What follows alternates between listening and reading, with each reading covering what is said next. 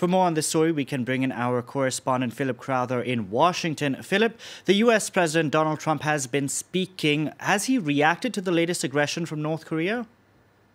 Yes, he has, and it's a pretty muted response, in fact, by the US president, considering what kind of rhetoric he has used in the past when talking about North Korea.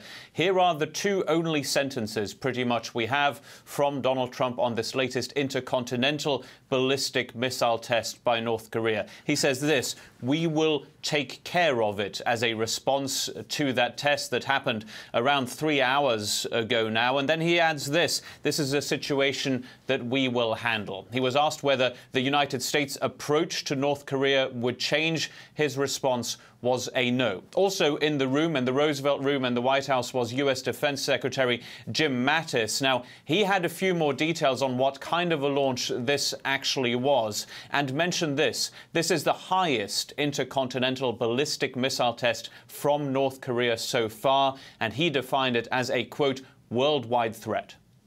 Now, how provocative is this move from North Korea? Because just last week, the Trump administration declared Pyongyang a state sponsor of terror, didn't it? Yeah, and this is not necessarily a direct response to that. The truth of the matter is that this might not be entirely symbolic timing by North Korea. This was a missile launch in the middle of the night, Pyongyang time. It was a long time since we had seen one of these, relatively speaking, that is.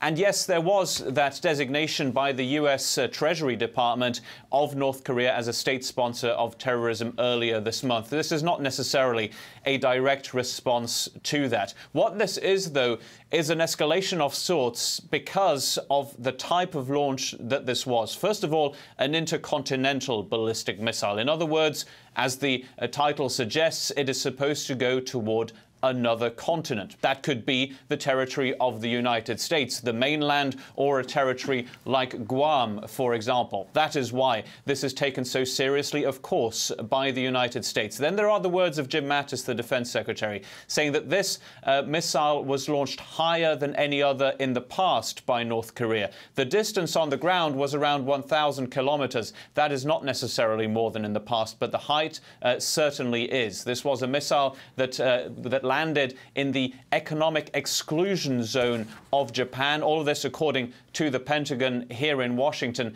That's why this is taken so seriously. This is a missile test that is more dangerous, according to the Pentagon, as any others that have happened before. Philip, thank you very much for that update. Philip Crowther reporting there from Washington.